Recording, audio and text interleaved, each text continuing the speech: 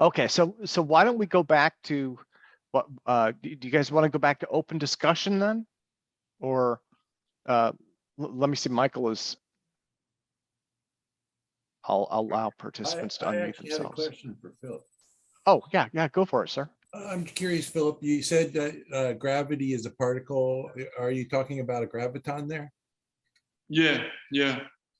I'm curious, do you think there's an anti-graviton too? If there's any, I'm sorry, if there's any graviton too, An what? anti-graviton. Oh, Because several speakers have talked about negative mass, they call it. yeah, it's possible. I can't tell that that's more quantum physics type of question. So I'm looking forward to do research in quantum physics later on, but I can't. It might be possible. You think it could be possible if there's a graviton that there's an anti-graviton too? Yeah, graviton is an electromagnetic particle. There's no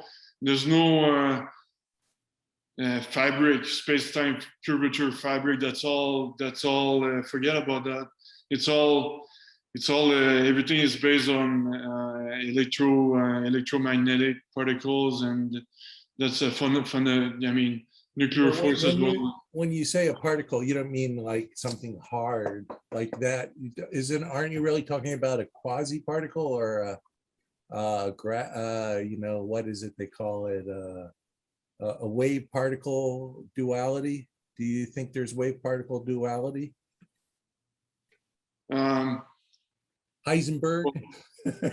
Yeah, that's an interesting question. Again, that's more about quantum physics. I'm more into the biggest astrophysics scale, but I'm looking forward to do some research at the low level. But it unifies easily with quantum physics because I'm saying gravity is the underlying force. It's superimposed, and the gravitational potential is directly relative to time.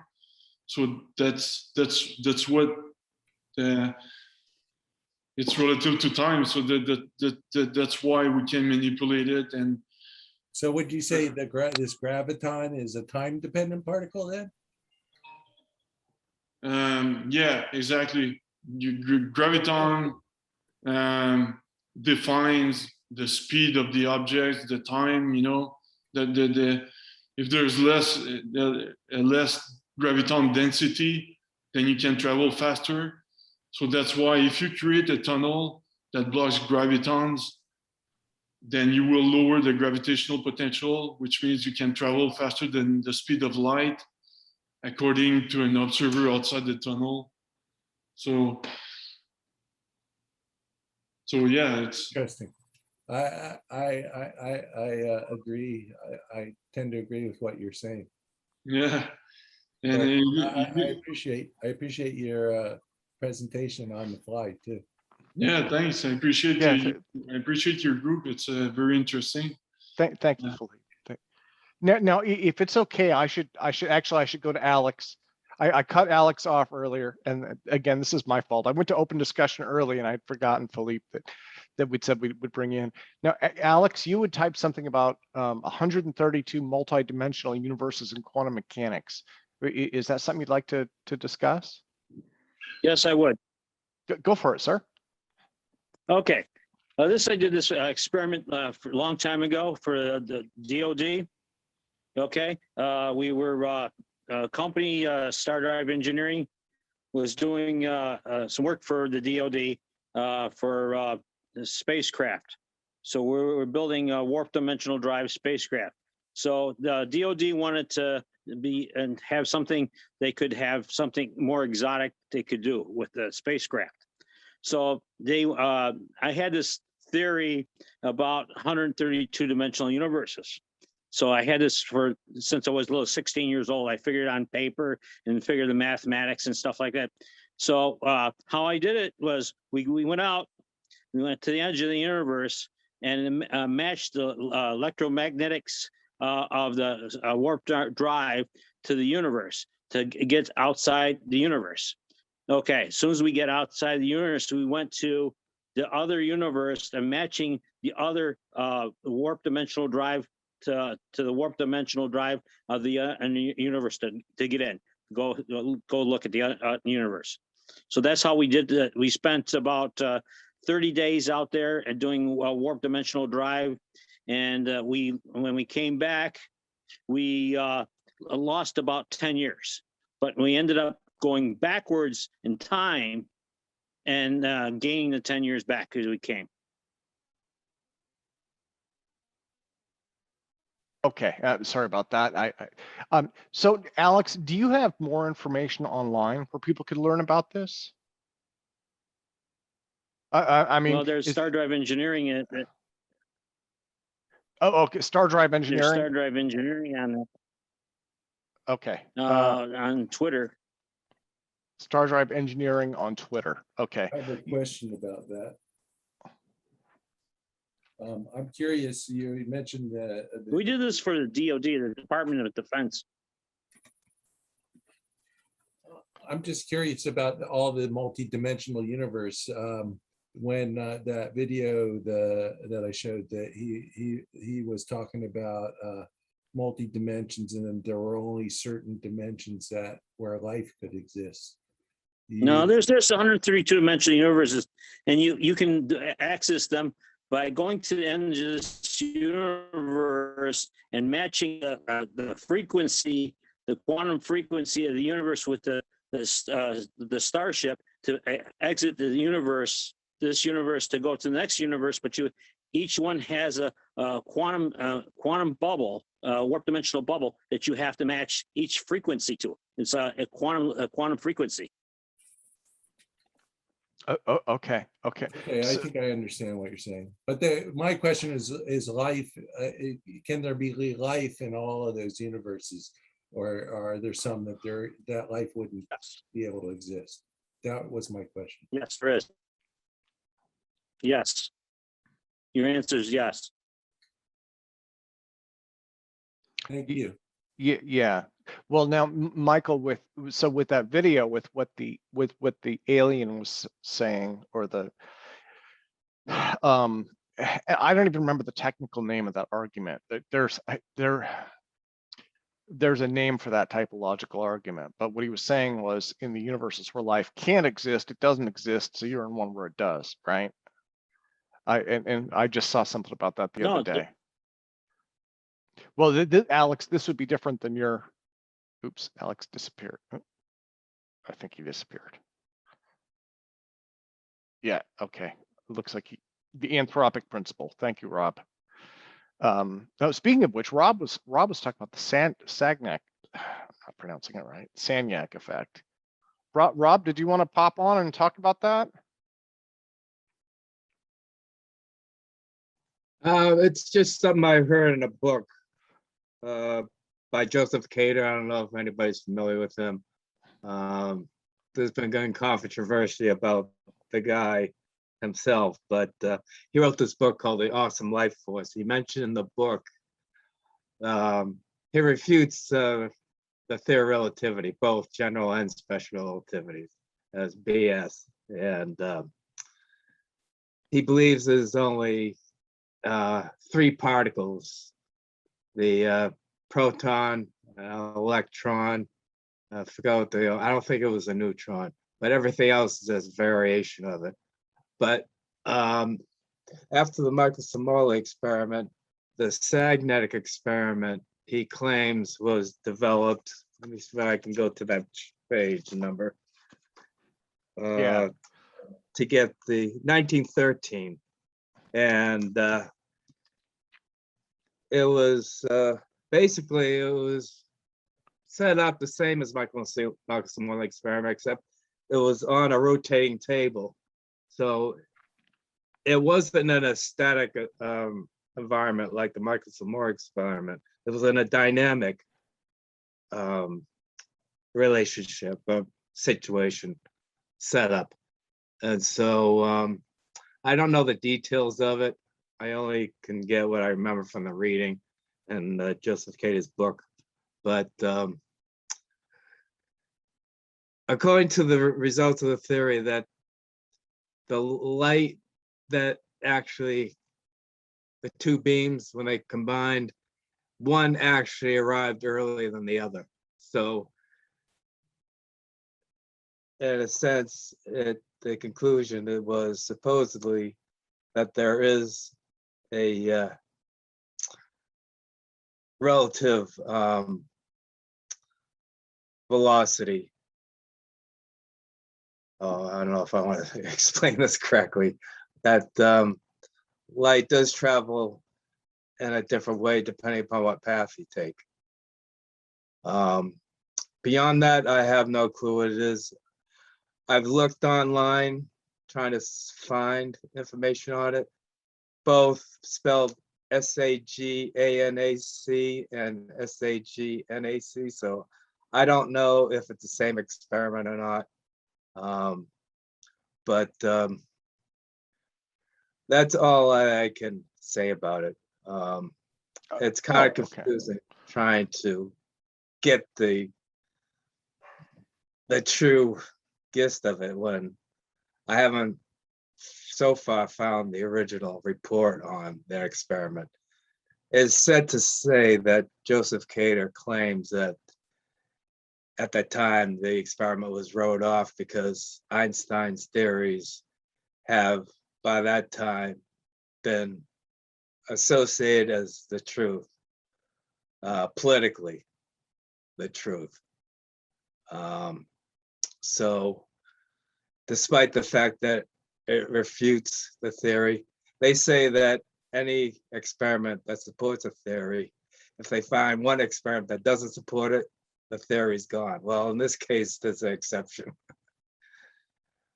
Of course, that's just my research. I don't know if anybody found any other side to the story, but it gave me some interesting thoughts concerning the general and special relativity of Einstein's and the Michelson-Morley experiment. Awesome. Thank you for sharing that. Well, should we go back to open discussion? I think, let me see. I think we kind of cut Mark off a while ago. I see Mr. Sokol. Did you have anything more for this evening, or should we go back to open discussion? Yeah, just go back to open discussion. If anyone has any questions, I'll be glad to answer. I was just checking out the waveform of this antenna. Okay. Oh, and there's let me see, Felipe's iPad. So, okay. Well, so let me do that then. Open discussion. Everybody can unmute themselves, and yeah, there we go.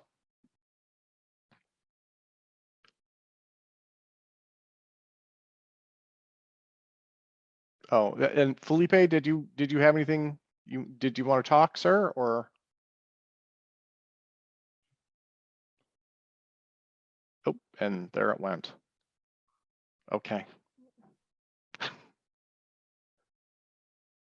That looked very similar to what Sean was working on. Yeah. Yeah, okay. Well, so yeah, officially open discussion, allow participants to unmute themselves. I think that's checked. Is that checked? Yes. Okay. There it is. There it is. I unchecked it. My apologies. Okay. I will step out of the way before I break anything else this I evening. got a question here. Yeah, go for it, Alex. Participate? Okay. In 1899, Nikola Tesla built a warp drive ship. Okay. His first warp drive ship that was working. He also built teleportation, where you walk in one doorway and come out the other doorway a half mile down the road. I'd heard that he was doing something with teleportation, but I'd never heard anything about a warp drive. Alex, is there any way you could provide any kind of history, links, books, references, or literally anything? Because I have just about every piece of information I've ever been able to dig up over the last 22 years on Tesla. A huge, huge database on pretty much everything he's written, from his Colorado Springs notes, to his Wardenclyffe notes, to other little things that were pulled off from the reconstitution of the acquired documents by the Alien Affairs Department of the United States at that time, which is no longer existent. So, but I have never seen or heard of that. And so if you could provide any information that we could look over. Let me, I'll try to explain to you. From 1978 to 1995, I had access to all of his journals, Tesla's journals, and all his equipment. I had a level 85 rating, 20 levels above the president, and I was in the CIA for black ops, so for experimental building things. So I was terminated in 95, okay, because of outside Russian, and I interfered with Russian stuff, so they were looking to get rid of me, if you know what I mean. Okay, so basically, I went through all his journals, and you heard of Project Pegasus. Okay, so you heard of Project Pegasus. You know, it was originally started in New Jersey to Segundo, California, 4th floor, right? I didn't know that part, but that's fast. I'm sure Mark will be quite pleased that it was started in New Jersey. Well, it started in New Jersey, okay? Then they moved it out of New Jersey and moved it into Groom Lake Area 51, okay? So I ran the program, okay? Area 51. So I had 10,000 transportations, okay? And I had, there was, I forgot the guy's name. He lives in Washington, D.C. He's a lawyer. I forgot his name, but he was one of my transporters from Area 51 to when he was a kid. Because you only could transport as your kid one jump, okay? And you have to wait 24 hours because it takes your molecular structure all apart and puts it in a buffer and sends it out electronically and then all the particles and reforms it in the other section. It's in quantum mechanics physics. Do you understand that? No, nothing you just said made sense. Nothing you just made sense at all. Like, what are you talking about? Project Pegasus. Something just demolecularized someone's molecular structure. Yeah, it takes your structure and does teleportation, basically what it is. Oh, It so takes fantastic teleportation. Huh? Okay, great. It takes your structure and breaks it down to particles, okay? And it sends it over a long period distance and beam over to ionosphere down to the 4th floor on Segundo, California in a building. That's how it worked. I had 10,000 portations. I ended up going to a meeting with the Ways and Means Committee on the system, and I already had 10,000, and they were asking me to have another 100,000 teleportations before they would approve it. And at the time, and I says I don't have enough people to do this, and I wanted to get the military to volunteer to do this so I could get it done for them, because it wasn't for me, it was for them to teletransport from one part of the city, one part of the United States to the other. If I might bring this back into the main topic of this meeting here, which is talking about space propulsion, advanced propulsion systems, and just dealing with space-time metrics in general. Can we get to most of us here really want to hear about the technical details and the implications and how we might be able to use the information. So I mean, it's backstory is good, and I don't want to discredit your backstory at all, but we're really here for the technical information. So is there anything that you could maybe bring forth on that aspect? Well, warp dimensional drive, when Tesla did it, he had 8 warp cores, okay? And a stator ring, okay? It's the same basically as a alternator as a stator ring, same thing. You're spinning an electromagnetic negative energy, an electromagnetic field.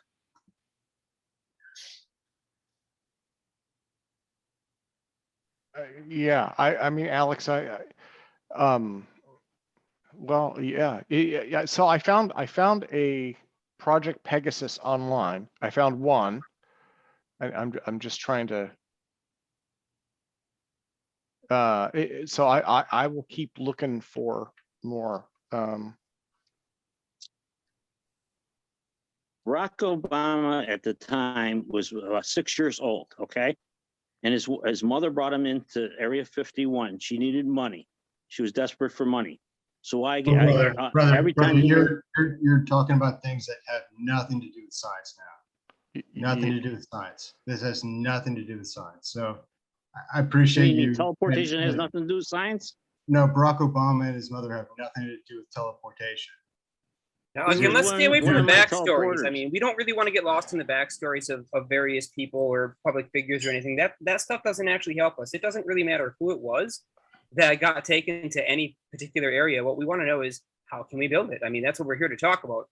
This is an engineering conference after all, not really. It's already been built. Yeah, but we need that. The conference is here for us to discuss how us regular, not involved people can build it. So let's get to the technical stuff. I mean, let's keep it on the engineering. What are you going to do with it when you build it? But the purpose of this conference is to figure that out. So let's talk about how we construct What are you going to do with it after you build it? I'm not really seeing how this is helping move forward what we're doing here. No, I'm asking you. I'm asking you if you're an engineer. Well, what are you going to do after you build it? You didn't answer the question. I feel like whatever That the is answer is, you just side, keep thanks. complaining about it, so nobody's really going to answer the question. Oh, I have a great answer for Because you that. don't- We have a don't bottle know. of champagne in the fridge, and that's what we're going to drink the you don't know champagne. you don't know how to build it, but you don't know what you're going to do with it after you build it, right? No, we Is that know what what you're we're going to do with it after we build it. We're just not discussing that publicly at this point. But yes, we have a well thought out plan exactly what we're going to do, depending on which one of the technologies we decide to pursue most strongly, and exactly which direction we're going to go with it. Yes, we have thought about this quite You got a deeply. Twitter account? You got a Twitter account? No, I don't really do social media in that aspect. I don't really have the time for it. I'm too busy with the If experiments. you got a Twitter account, go to www.twitter.com. Go to Star Drive Engineering. Yeah, Alex, I wrote that one down. We'll take a look. We'll take a look. So Star Drive Engineering has been a DoD contractor for 36 years. Is there anything that we can learn about how to build drives there, or how the technology works there? I mean, is there anything that we can maybe pull out of there as engineers to try and move this process forward on the civilian level? On the civilian I level, would go look at the Star Drive. I mean, I would look at Tesla's warp drive and how he built it.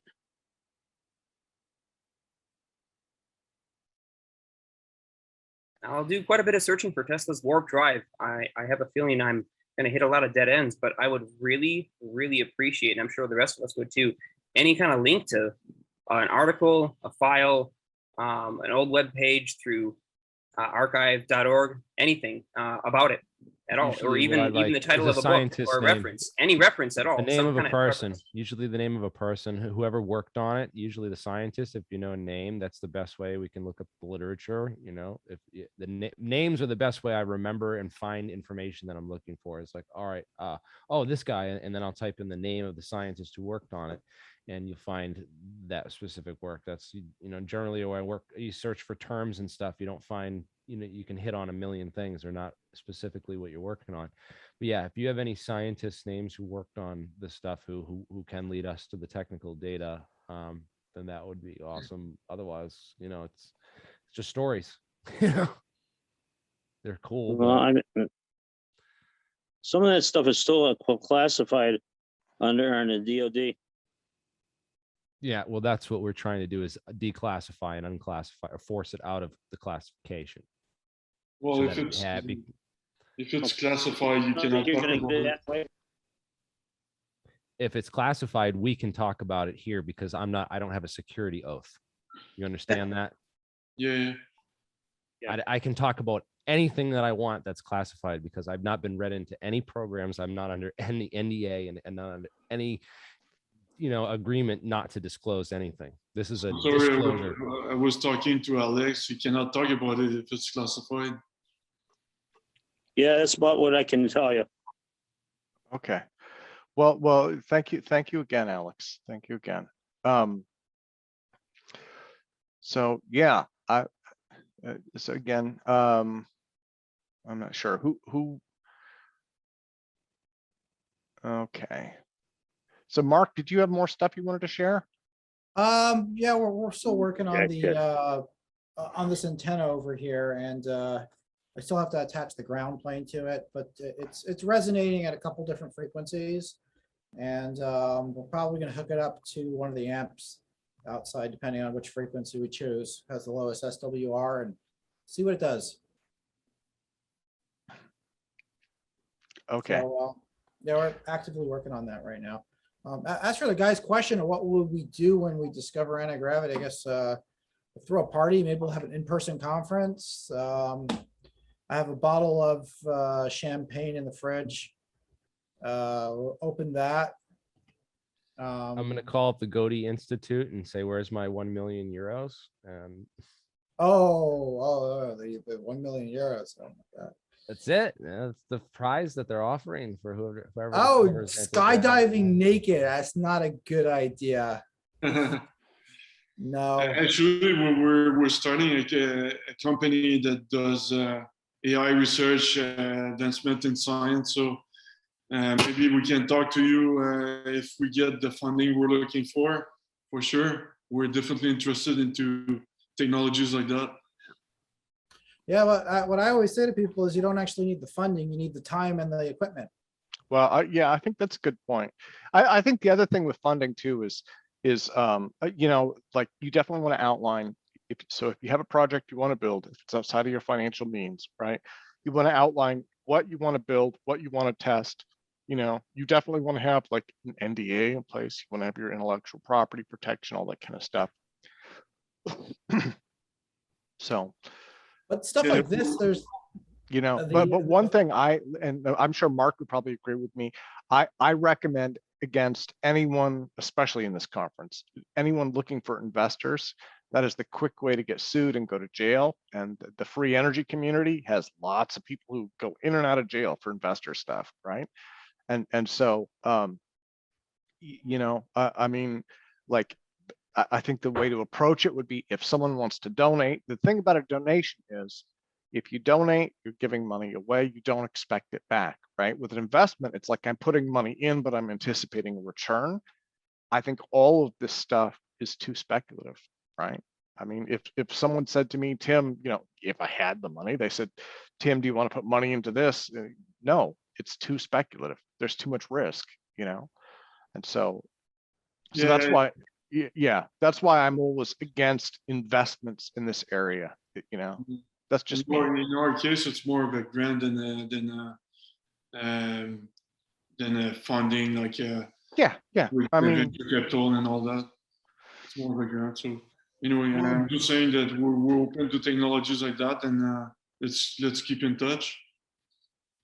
you know, but I think is the idea that somehow we're going to get funding for anti-gravity technology for spacecrafts.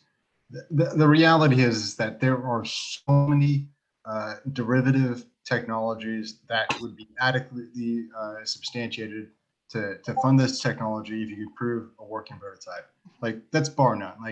Like whatever, hoverboards, whatever, cars, whatever, that's big stuff. I don't really know what you're trying to do with There's this. better, like more profitable things beyond that. Like, so like, you know, it's a brand new technology for work. So there's plenty of opportunity. I mean, in my perspective, it's just too far term. That's the problem. It's too speculative and too far term, right? Like so like electric vehicles, that's a good investment technology, right? Because it's already built, it's already on the road, you know where it's going. You heard Elon Musk talk about electric planes, and he wants to make an electric plane. The first thought was a B-2 bomber, right? Like an electric plane is a B-2 bomber that's anti-gravitic. Like it's got two, if I understand the B-2 bomber technology correctly, in that aspect of anti-gravitic mass reduction is, I mean, it is in line with what he would do with an electric powered jet, for How sure. are you going to connect I'm to the ground? sorry if I can Just interject. into it, or? No, Yeah, John, go for it. Tim, Or sorry, is it John or is it Johan? It's Yeah. Johan, right? I prefer John for the Americans because I just like to remove the barrier for See, and unnecessary complexity. If that my wife and family and friends calls me Johan, but most of my English friends, my granddad's John, my kid's name is John, so it's also a family name. But anyways, that's I digress. So I'm actually into the investment kind of field. I understand that relatively well, I guess. Not super well, obviously, because I'm still young, but that's what I do. So so I think, Jeff Bezos, the guy who started Amazon, has a really clever and simple way of framing this. If you want to have a rock concert, advertise it as a rock concert. If you want to have a ballet, advertise it as a ballet. But don't have a rock concert and advertise it as a ballet. In other words, if you're going to do super high risk work and you want investors, you actually have to tell them, listen, there's a good chance you guys are lighting your money on fire and you're never going to see it again. And that's what actually listed companies, I don't know if you guys know this, but when a company actually lists on the stock exchange, they have to go, one of the many things that they have to do is they have to create a humongous document that highlights every single possible risk they can think of. It's crazy. And just put that out there. And people apparently read that, like analysts. So the thing is, this is why I put that message out there, that I think it makes a ton of sense to send somebody who's credible with an engineering background out into Russia to go check out Alexey's device, go look at it, go poke a stick at it and see if it actually is doing what he says it's doing. Even though I'm convinced, to be honest, but that is just a good principle, a good practice to do that before people people like Mark and Jeremiah and Charles put in a ton of time and money into this. Maybe there is some sort of, I don't think so, but maybe there is some sort of a string that we're not seeing. But I really don't think so. But I just think it's in terms of investment practices, if you're going to or do anything, time is probably the highest currency. Forget about money. You cannot buy back a second of your time. So if you're going to put a ton of time into something before you do it, maybe it's a good idea just to make sure that it definitely is doing that on a solid foundation. So I think it could make a lot of sense to send somebody out there, just to go check them out. I can't imagine it could be too expensive to find somebody who's credible to do that. I'm sure there's engineers in Russia you can hire just to go drive out there, and they'll probably do it for a few $100. And like Jeremiah, what Jeremiah was saying was there's a psychological, there's a cultural, sociological value to it, right? Yeah. Oh yeah, huge. It doesn't all, obviously our focus is on, we want to find technologies and paths that can move forward, but I think that there's an inspiration, I guess. He brings an inspiration to it, right? And absolutely, yeah. Even if it might just be like what Michael Boyd said in the comment, it is a bit interesting that he's in media, because if somebody's a good media producer, they would be very good at producing a video of something that is flying or whatever. Look at what Hollywood gives us. So, but that's just my take. If I were to put in the time that Mark and them are putting in, I would really strongly consider just going online, finding an independent engineering company that's relative in a city close by to where Alexey is, and maybe getting Charles to organize that, connection or introduction. And then, or I think Mark already knows him, and then just getting that engineer to go check it out on a weekend sometime whenever Alexey can see it. And just before you guys put in an inordinate amount of time further into this, yeah, I don't know if that's possible. He's kind of squeamish, and he's scared out of his mind. I invited him to join us today, and he basically said that the deep state is going to come after all of you, and you'll all be dead if you continue working on it. And we're trying to talk him out of that, showing him that actually the secrecy is what kills you. Because if there is people that are trying to keep the secret, the worst thing you can do is keep it secret yourself, because then you're a target. Alexey is an interesting character, and one of the reasons is, I've talked to more than my share of scam artists, and hoaxers. I guess hoaxer is a better, most people don't go into it to steal money. Most people go into it because they want attention, right? And so if they're going to do a hoax, they want the attention. And in Alexey's case, he's investing a lot of energy into making these videos, this whole series of videos. But the fact that he built something and sent it to Charles is intriguing, That's beyond what Hmm. hoaxers typically do, and it worked, Yeah. right? I mean, Well, maybe not though. Maybe not. maybe Hoaxers will not, go- but maybe it's they will go to quite a long length. The videos are very convincing.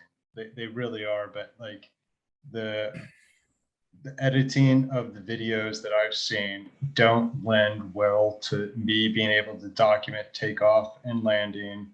Like I want to know what happens when he shuts off the power. Does it stay in the air?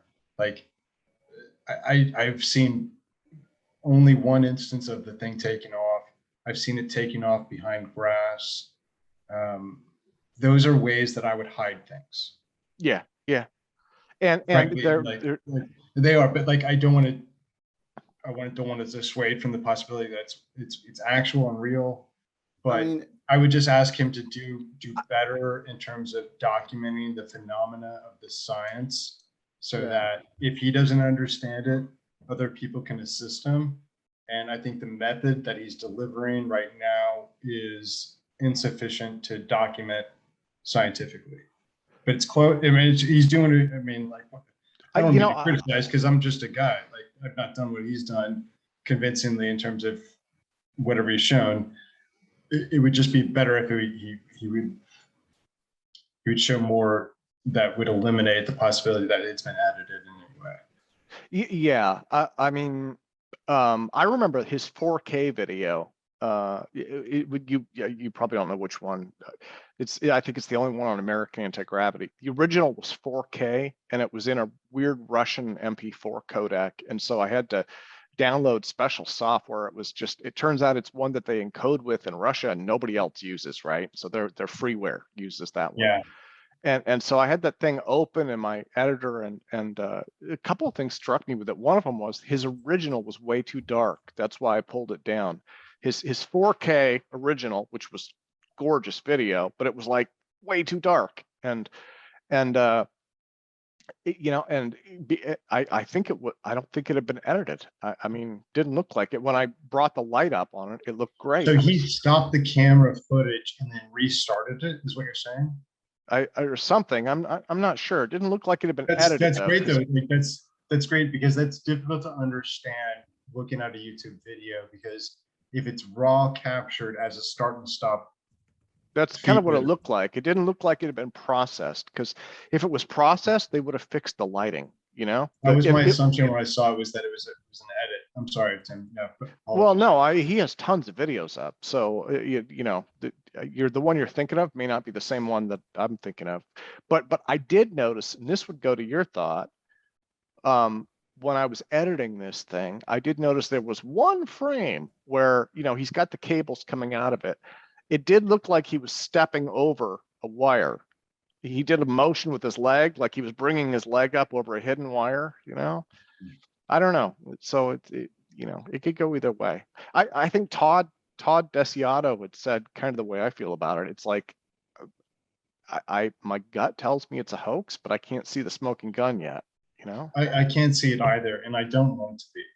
And I think that there's, I worry that it's a big LARPing experiment from somebody that is smart enough to convince other smart people to do like a deep dive into what they're paying attention to. That being said, what do I know? But I mean, to You know what I mean? John's, to what John was saying about going there to what John was saying, to go there to talk to him, I think that would be valid, because it's valid not just Absolutely. scientifically, but also, it'd be a fun project, right? If for someone who had the resources to, I think, Tim, the critical thing would be you need to send somebody with a credible engineering background or a credible scientific background, preferably somebody with a PhD in some, engineering that's relevant to what he's doing. Maybe I think it's radio frequency engineering or something like that. It seems might be relevant. Otherwise, because then you can take two birds with one stone, because then you get that validation. Or if you can send a professor, that would be even better. If you can find a professor in Russia somewhere who would go check it out for you, I think that could be great. But if, John, like one Mark of the people said, on this call would be an expert to have sent there with the translator. I'm just going to tell you that right now, but it would not be me. Yeah, I mean, but I don't think we even need to go as far as to get somebody we know. If it's just an independent person from who's not friends with him, you know, from a university in Russia, that would be good enough. I mean, and some of those professors do private consulting work in their universities. Some of them are actually allow it. You know, but to Mark's point, I mean, it's all a moot point if Alexey isn't open to that because he's, you know, paranoid and afraid. But I mean, if he really feels like that, then why the heck did he put the stuff on? Why hasn't he taken the videos down? So he's kind of contradicting himself. You know, if he really is scared for his life, then if I were that situation, I'd take the videos down and say, geez, okay, I'm backing off. I'll leave this shit alone, you know, it's cool, you know, forget about it. You know, but I mean, he's not doing that. So he's kind of singing one song and then another song. You know, it doesn't add up. And I'm not conspiracy minded at all. I don't believe in conspiracies at all. You know, I mean, it's just, there's too much stuff out there, you know? Yeah. My boss had me contact Alexey and offer to fly to Russia to meet with him and get a demo and then purchase a kit from him right then and there. Or also he had me ask him if he was open to coming to the United States and bringing his equipment and demo and doing a demo here. And we buy a kit from him right away. But I think that it's very interesting that Charles has figured out a way to not only buy a kit, but, you know, get everything he needs. And not only is he getting parts and equipment, but the parts and equipment are functioning. And I think that's a big plus for me and my benefactors. There's no doubt in our mind that it's real. Well, and it dovetails with other technologies, including counter-rotating torsion fields that we've been studying for over 20 years. Well, Russ, if I could, when you mentioned Charles, the thing to keep in mind there is, I think when you have one thing, and that's kind of your baby, and I get the impression that this Graviflyer is Charles' baby. You know what I mean? This is that. Now, like in your case, it's Searle, it's the SEG. And I remember, you know, this goes 19 years ago. You could go through his book. You were going through his book cover to cover in your head and telling me details about the SEG, you know, and some of those things I remember to this day. So I think he has that same kind of focus on the Graviflyer, you know, where it was the bug that got his brain, and he's like, I want to unravel this, you know. Yeah, that's true, definitely. And I've been working on it for 3 years, just about. It'll be in January. It'll be 3 years that I've been trying to get this gosh darn thing to levitate, and I can't even get it to lose weight in various iterations. And I'm so frustrated, but I got to do it because it's my job. And if I don't do my job, I'm out on the street. Well, I would say keep experimenting with it. You know, and one of the things that I feel is like every time, I don't know, every time I make a decision in my head and say there's no way this could possibly work about like anything, then I learned something that casts a different light on it, and I'm like, oh, well, maybe, you know, and so exactly with the Graviflyer, I don't know. I mean, I look at that again. Inside my head, based on what I know, I'm like, this is a hoax, but I don't see anything. I don't see evidence that it's a hoax. And so I'm like, okay, I would just not make a decision, even though I want to not believe, you know. To this day, people swear up and down they see invisible strings pulling up my beam ship, large B-field Brown devices. Well, yes. And it's kind of funny. It's kind of funny, but it's also kind of sad. It's poignant. That is, yeah. And the beam ship, the lifters, right? You know, for the uninitiated, you and myself and other people building those, we had an interesting psychology lesson there doing those. I had the same thing. I had people, you know, they would say, you're using strings for this. And I said, well, yes, we tie it down with strings. No, you're pulling it up with strings. I'm like, no, we tie it down, and you can't see the tie downs either, right? You know. So yeah, I know what you're saying. It was an interesting psychology lesson. It's like, you know, and then the other thing, and I don't know if this happened to you, was what do people do when they see them flying? And so I had my 4-foot one on the back deck. This is my old house in Kirkland, right? So I had a 3-level deck. It's just the way they built it. There was a top level. You walk out the back door, you're on the top level. Then you kind of go sideways and there's another level. And then right in front of the back door, further down, there's a bottom level, right? So I had this lifter probably 8 feet up in the air. It was completely silent. It was tethered at my power supply off to the side, right?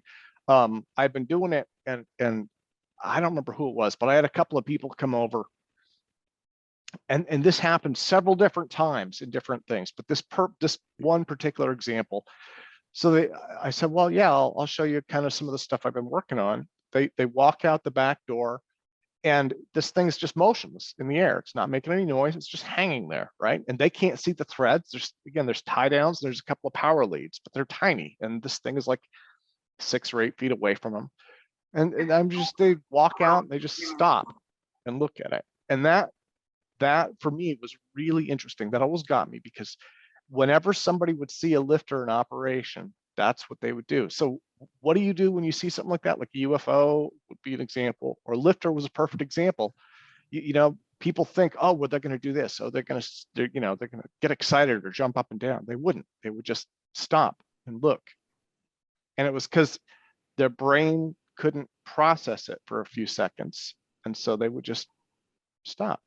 And, that's, and I just tried to file that one away. But so, like, if you walk out and you see an anti-gravity device in real life, what will you most likely do? You'll probably just stop, look, right? Russell, you probably saw that too when you show it to people. Well, yeah, well, they get excited, and I sell the beam ship kits, 3-footers are the most popular size since 2002, and at the conferences, and people get excited. They're like, oh, my kids would be all excited, but I blame our educational systems. They're deliberately antiquated. And my friend and colleague, good friend and colleague, Larry Davenport said back in the early 50s, this was taught. The B. Phil Brown effect was taught. The work of Thomas Townsend Brown was taught in schools. And then around 1956, it completely disappeared. Hey, the Thomas Townsend Brown effect. This is what I was talking about earlier in the first presentation. This is what Stephen Burns' lecture reminded me of, was the Thomas Townsend Brown effect. Yeah. T.T. Brown. Yeah, the B. Phil Brown. But what was interesting effect is that it was like Nikola Tesla's work. It was attempted to be erased from our culture. Yeah, this is what led to the B-2 bomber anti-gravity technology.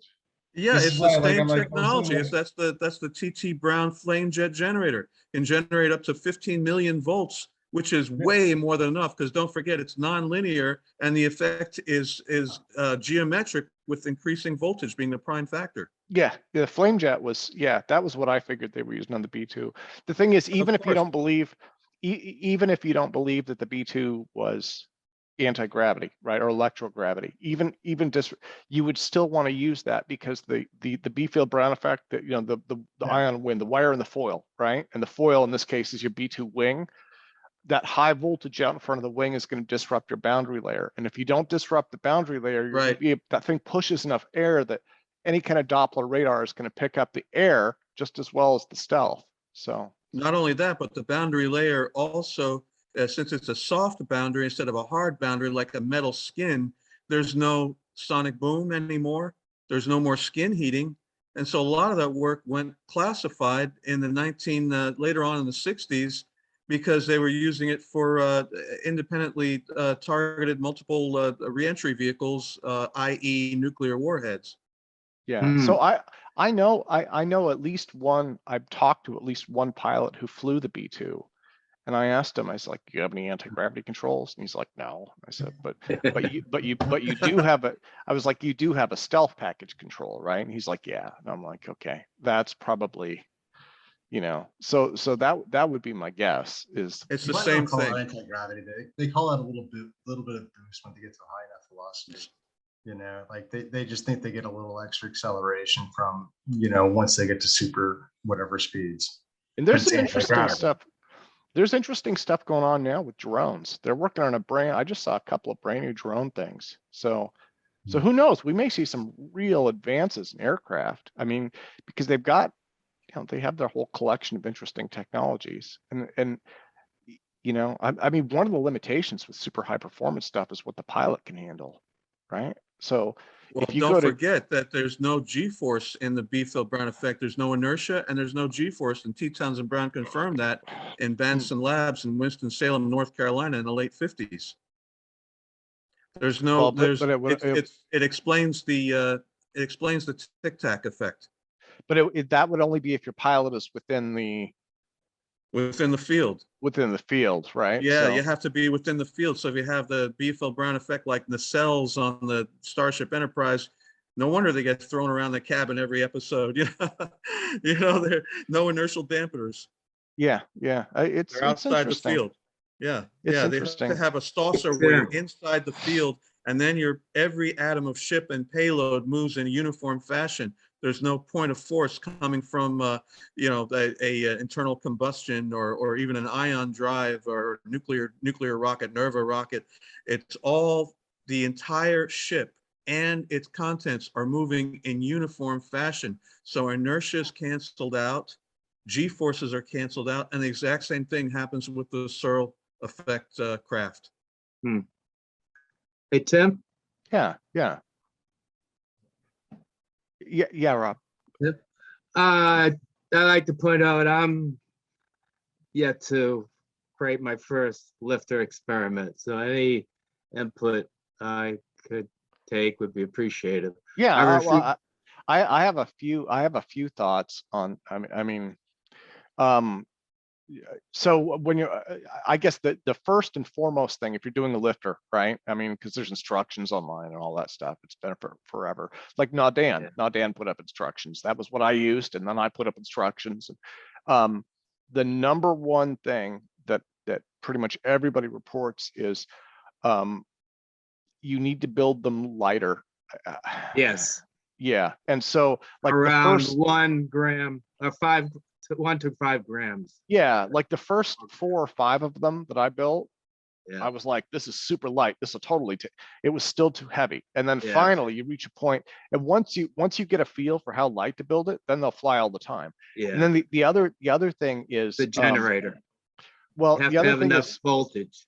when you And start then it people on the started building table, them heavier and heavier, and then we're getting heavier models and heavier payloads. People figured out, and I figured out how to build them more efficiently. And then if you build them neat and nice and clean, they work even better and lift more payload. yeah. Well, and Russell had a bunch of unique design things. The other, when you're building a simple one though, a simple lifter is just a triangle, and if you have the ground, right, or you have your table, whatever your surface is, and you put it on that, what I would do is before you turn the power on, put a pencil underneath one corner or something to lift it up just a little bit, because even though the foil is your negative, right? So there's no there's no thin voltage on wires are positive. Yeah, exactly. But your foil still picks up a charge. What will happen is your lifter will actually glue itself to your surface with static plate. Right. Yeah. So you put a pencil under it, and that gives it just enough so Give it doesn't a get glued. push. Okay. Yeah, those are. But we saw stuff too. I saw. I had one that was. Well, I don't know. I don't even want to get into it. We saw lots of weird little anomalies. Even with lifters, we saw little anomalies. So. I'm an engineer, so I want to build my own. I could buy a kit, but I'd prefer to build my own. You should build your own, because it teaches you how these work. Yeah. And not only that, we did the experiments first with the saucers back in the 90s, and we did a live demonstration in Reno, Nevada, and that's on YouTube also. T.T. Brown electrokinetic apparatus. Yeah, you rebuilt them. Yeah. Well, classic. We used that was the classic one. 1 meter diameter saucers, big saucers. The bigger the surface area of these things, the bigger the effect and the bigger the force field. We sealed them up in plastic bags, and do you know they started rotating backwards at the same speed? And somebody for that. So yeah, somebody also sent me videos that they did of smaller saucers, and they sealed them up in resin blocks, and they also did the same thing. Do you have photos of that? Russell, do you have photos that you could do on screen? I've seen that. You had an enormous. I have them on old computer, but somebody actually it's on YouTube. They're on YouTube. I thought it was really fascinating because once they're sealed up, I mean, you could sort of maybe explain it away, once they're sealed in plastic bags as some kind of, the charge is leaking through the bag or something. But when they're in resin blocks, I mean, obviously something is going on that's not aerodynamic, and it's way more force than if it was purely aerodynamic. It's And heavier. yeah, it's way heavier.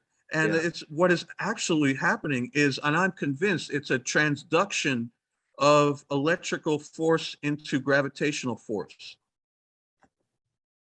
Because the electrodes are held in a fixed relationship and not allowed to attract but via Coulomb's attraction. So it's a transduction of electrical force to gravitational force? Exactly. That's why there's no inertia also. And no G-force. Okay. And then why they So- can accelerate like from 0 to 5,000 miles an hour in a blink of an eye. Yeah. You don't feel anything. That's why Star Trek, they try to add more excitement, saying they're going through all this and they don't really need to if they had the real technology. Yeah, well, the real technology would just be the electromagnetics would be in the primary hole, which is the saucer, and not have those nacelles that would be for about nacelles. And they have it, at the back of the primary hull, they have a Nerva rocket, a fusion rocket, a couple of fusion rocket ports. In case they lose their warp drive, they can still get around at, something under light speed, but relativistic velocities. But no, look at the movie Forbidden Planet that was just on the other day, again on Turner Classic. They got everything with the technology in that movie exactly right. It was amazing because, and when that movie was made at the end of the year, 1955, electromagnetics was forcibly removed from the public lexicon. Yeah, no doubt. Yeah, they had that meeting in Manhattan in November of 1955. Yeah. I thought it was was not 57. Nick Cook had in his book said around 57. Well, that was around the same time period, but yeah, they had that meeting in Manhattan of all the players, CIA, NSA, OSI, and all those three-letter people. They said, this has gotten to the point where, anyone, with the proper, even not even expensive facilities and materials can do this. We need to keep this under, we need to reclassify this. And that's exactly what they did. And no longer was it taught in school. And that it dovetails with everything. They did the same thing with Nikola Tesla's work. That's sad because we're like starting all over again at the 2021 now. We have been artificially held in technological obsolescence. And that's what Steven Spielberg was trying to say in his movies. It's back in the old ancient days all over again. Yeah, yeah. Prosecuted Now, free Russell, will of the mind when have you they given said, up? oh, science will ruin our relationship with the Lord and ideas. Yeah. But Russell, in the reality, it supports the Bible. are you still working on Searle equipment, Russell, or are you? Well, one reason that I started doing the Graviflyer was to raise money so that we could do the Searle stuff. We could generate some cash flow because Spintronics, I've been working for them for 8 years, unofficially and I've been working, well, officially, and I've been working with Professor Searle since 2007 at his invitation. We want to do this work. We want to do the Searle work and resurrect it. We now have it patented. It's patent number 9871431B2 spintronic generator.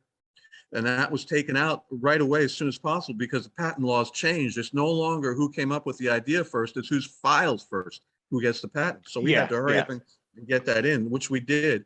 And we got the patent because as soon as I found out that the patent office had allowed 32 of the 37 claims, I'm like, we're in like Flint. We got the patent. And that's a huge victory. And Professor Searle got to see that before he died in December of that year. January of that year is when it was published by the USPTO. Well, and the Searle effect is another one. That's another one where folks have said, and I myself, right? To me, my gut says I don't see any way. My gut says Searle effect hoax, but then running counter to that, there's Godin and Roshan, and then there was the later experiment by Paul Murad's group. And so every time, so it is interesting because the Searle effect kind of comes out of nowhere and it doesn't look for real. There's, there's all sorts of reasons why you could say this guy was, hoaxing it, but then anytime anybody replicates it, they see interesting anomalous results. So Paul Brown replicated it, and Paul yeah, Brown he did. also did the nuclear battery. Our late president of Spintronics here in Florida, I live in Florida now, of course, too, and so does Bradley, our president, Bradley Lockerman. He saw the experiment where it produced so much power, it burned up the wiring, Paul Brown's model. And I have his notes on that somewhere. Yeah, so I mean, it's beyond a doubt. The Searle effect is real. The craft were real. 41, 42. The research was real, and the people that funded it were real. And what's really interesting is that the Graviflyer guy, Alexey, mentions the Searle effect and Searle's research as inspiration. Well, and it's interesting. It's interesting. It'll be interesting to see where his story is. And then, but if we can get together and we all form some kind of a consortium ourselves and add enhancements like vector controls for radio control, and we can generate some cash flow and do the things we really want to do and need to do for our investors, for Spintronics and everyone by extension, and change the paradigm, is the Searle stuff. That is real, even more heavy lift anti-gravity than Alexey's model. We're getting into now heavy lift anti-gravity. And the voltages on the Searle devices are just insane. The current is only 1.5 milliamps, whatever the voltage is. The current always stays at 1.5 milliamps, but the voltages go, to like 10 to the 12 volts. It's high energy electrostatics, and that explains when you look at Einstein's unified field theory, which was successfully published in 1929, January 10th of 1929, and then 2 days later in the New York Times, January 12th, as Einstein's crowning theory, gravity and electromagnetism are unified into a single equation. And then it was like Tesla's work, magically forgotten, except for a few people who knew and who read the Prussian science journal, Annalen Physik. And, it was on Rex Research. I got a copy from Rex Research back in 86 or 87 of the unified field theory. And he had multiple versions of that. And I think one of the challenges was he kept changing it as well. Right. And so, but the final version was January 10th, 1929, Annalen Physik. And according to Parvis Murat Murat Parvis of some university in Maryland, the year of Einstein's death, 1955, quote unquote, the UFT passed with flying colors. In other words, it passed analysis, passed peer review with flying colors. That's not widely known. I've had physicists that were younger than I was at a conference I did, a Tesla conference I did in Philadelphia. They get really visibly emotional and terribly upset when you say, well, Einstein concluded his unified field. No, they did not, and just get very, very poutish and childish, when you reveal to them the truth that goes against the dogma that they underwent to get their precious degree. They are being anti-intellectual to the point of defeating themselves. Yeah. Well, so all I need to do is give it a push with a pencil. No, better yet, put landing pods on it, so it's already above the ground. Put 3 landing pods. Weight. Yeah. Oh no, the weight is negligible. The weight is negligible, and the effect you get, they just leap off the ground. Look at any of my videos.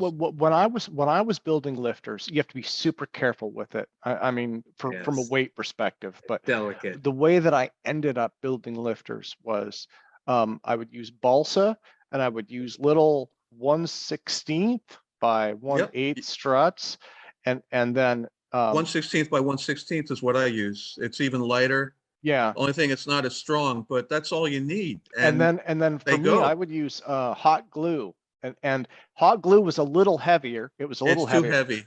Well, Yeah, I use the cyanoacrylate because it's so light. yeah, Only you're thing using about super glue. cyanoacrylate is you got to keep it off the insulating post because it has a carbon in it, which conducts. And if you get any kind of conduction on the insulator, you'll kill your lift. One thing that's interesting, if it's adjusted, the height of the wire is adjusted the perfect height above the anode so that you're using the least amount of consumption, and you need a power supply where you can look at your current and voltage, you get the most force. Yes. Yeah. So yeah, But I heard if it's you were 3.5 inches. if you were doing if you wanted to do the absolute lightest weight, you would do super glue. Yeah, cyanoacrylate. Really? Yeah, which is what Russell and I did those. The problem I ran into though is assembly time, because you have to hold it right. It's 15 to 20 seconds. If you use too much, it takes longer. No, use the accelerator, the catalyst. Use that. Oh, see, I never use that. I just use the regular super glue. No. They end up making them too heavy that way, So- and then you can't lift a lot of payload because it's trying to lift all that glue. Yeah. So what I ended up doing was I would use just the tip of I would use the little hot glue gun and just the tip, just touch it to the tip, just enough to hold it. And then you assemble it. And then, so it's just enough to really hold it in place. Then when you wrap your foil around it, the foil strengthens the seam. But So it's lighter than Scotch tape then. yeah, let me see. You're trying use to assemble it with Scotch Scotch Magic. The tape? way I've used this pure uses plastic straws and aluminum foil. Too heavy. No, the straws are going to make it too heavy. Too heavy. I Really? tried the straws this summer, trying to do an alternate version, and the straws ended up making it too heavy. Yeah, I tried Of course, straws. you could use more voltage, but then your efficiency goes out the window.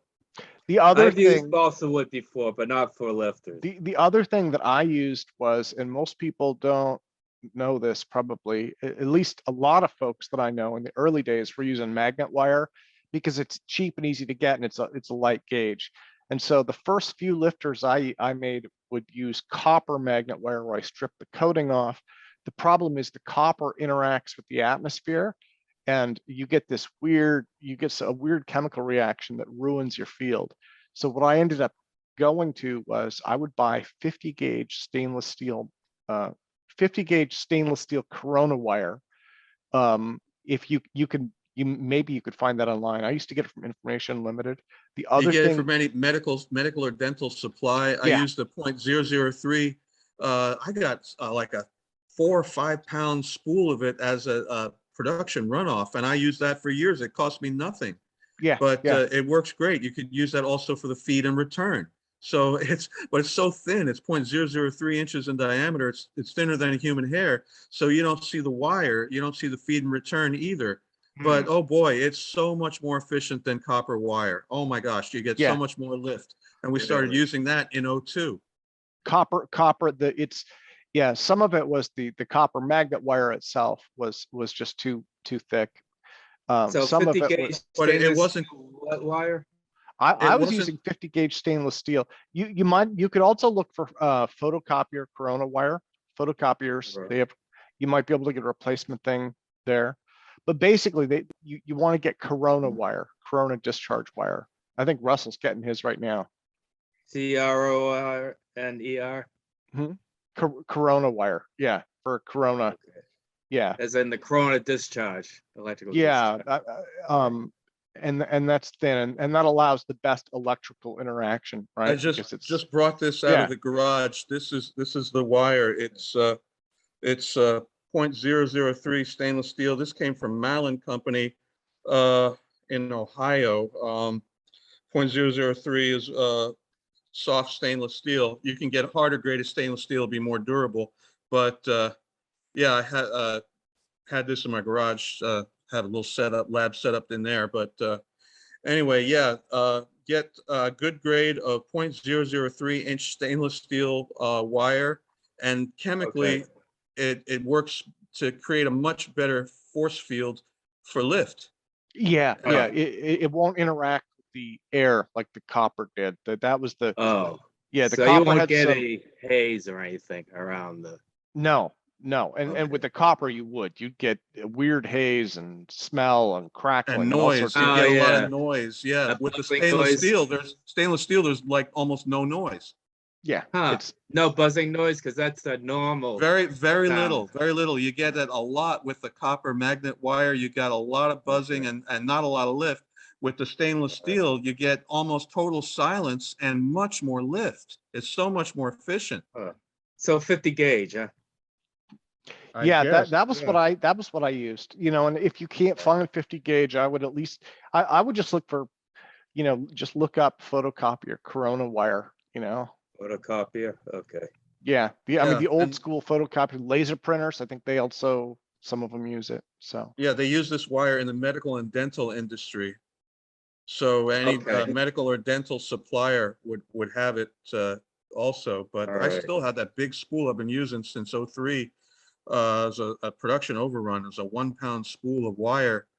And but mainly the whole purpose of the beam ships and the lifters is to basically open a shut door in our minds, in people's minds, to open a door so you can see a new way of doing things. And if you open one door, others start to open as well. Your mind starts to open up to all kind of, and this is how a society's technology advances, I'm convinced. well, yeah, I would say that's a good. I would say that's a fair assessment. Yeah, If you open your mind to possibilities, you can invent all kinds of incredible things. There are things that were used to be called incredible. And if you think you can do something, you're probably right. If you think you can't, you're probably right too. So, Yeah. a positive attitude does wonders. Because a skeptic has never invented anything, basically. Right. Exactly. Well, You if I gotta could, open your mind. the thing that was great about today, like in addition to all of the science that was discussed and the demonstrations, the Scientific Coalition for the Study of UAP, I think that is, it's their organization is so needed right now to give the validity to everything that everyone is talking about right now. yeah. Because they're the skeptic that wants us to be right. They're there to support us. They're scientists. They're going to give us statistical analysis. They're going to be there as like patrons almost to say, yeah, we want to look at your results, and we'll publish your results, and we'll popularize your results within the scientific community, within the government community even. And I'm so grateful that they spoke up and to say, yeah, we're here for you. Send us your proposals, because Right. we should be sending them proposals. We Well, should be sending them proposals. We should be sending them, say, yeah, we have ideas about why these things work. We have ideas about why they fit within the natural paradigms of science. And sure enough, we don't have the exact explanation to connect the dots yet, but those dots connect. We need the funding, and we're going to propose experiments to connect those dots. Like, Not I only feel that, like that's what we're we should not be- armchair pontificators. We have working models.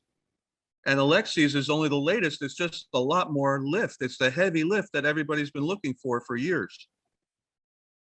Yeah, Since and Professor Searle, yeah. when Alexey's and that experiment's conducted, no matter who the experiment is that needs to be validated, and it needs to Yeah. be sent to somebody else that's part of our community that says we're here to either refute or support the results, but we're going to look at it objectively, and we're going to be the mainstream mechanism that it gets introduced to Congress, the government, whomever it may be, because we need it.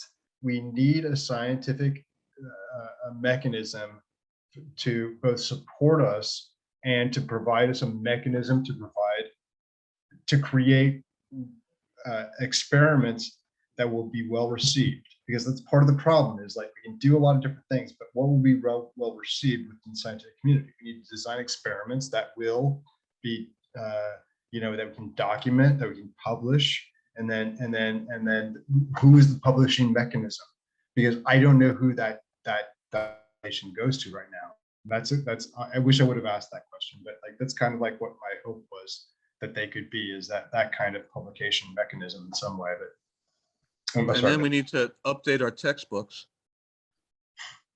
truly, And Yeah, nobody there- wants to do that. there's a lot of interesting stuff. And then the other thing that Mark and I talked about more was maybe having more presenters on fusion propulsion. I know that's kind of big science, but that's something that for this conference, you know, it's I wanted to at least get some on that, and then like quantum communications and stuff like that too. oh, that'd be great too. Yeah. Yeah, you know, some technologies that are kind of tightly related to this, and that way, you know, that way it's not quite so insular, right? Because right now we're like really focused, you know, but I wanted to kind of diversify just a little bit, you know. So Good. So Tim, what I believe as an engineer, the best cross section is a circle. So, but I've never seen a balsa wood that's cylindrical. Well, there is a circular one on YouTube that somebody did, and it works quite well. It even lifts a little payload. So yeah, you have to a circular B-filled brown. I see what you mean. The triangle is easier to build, and it's easier to build clean. One of the problems with when you're working with stuff like that is when you get sharp corners, when you get construction flaws, right? And again, you're working small and you're working light, so that the triangle ones, yeah. I think Russell kind of hit the nail on the head a few minutes ago when he's like, you start with the simple and then you get a feel for it, really. That's right. You know, and then after you build a few of those, you can start to build them bigger, and you know. Well, it turns out I published my paper. I published my paper in 2002 in New Energy Technologies for Alexander Frolov in Russia. It was the first publishing July, August of 2002. And then later on, I did another lecture that year for the Institute for New Energy in Salt Lake City, Utah.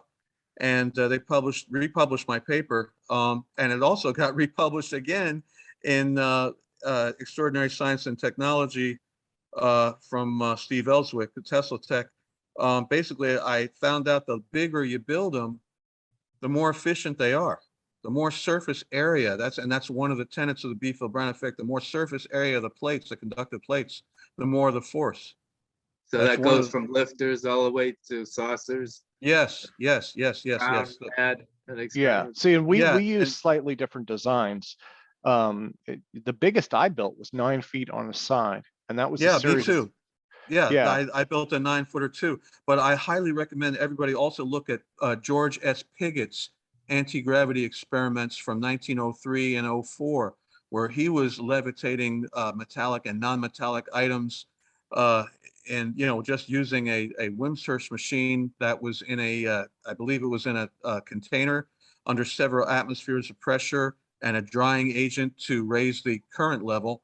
And he was producing significant force fields, and that basically predates Thomas Townsend Brown's work, and it was around the time Nikola Tesla was getting his ideas together, and it was also fodder for Einstein's unified field theory, and also Erwin Saxel's charged lead balls experiments where the force actually penetrated Faraday cages. Now, you and I both know, we all know that if a force can penetrate a Faraday cage, it's not purely electromagnetic.